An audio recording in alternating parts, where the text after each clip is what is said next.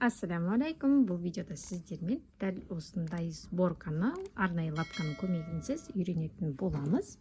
Ол үшін бізге не қажет? Ол үшін бізге қарапайым бір ғана партновский булавкамыз қажет болады. Қараңыз. Бізге осы инемізді лапкамыз төмен түсіріп, дәл осы жерге бекіту керек болады. Готово. Енді біздің матамыз, лапканы төмен түсірдім. Бисмилла.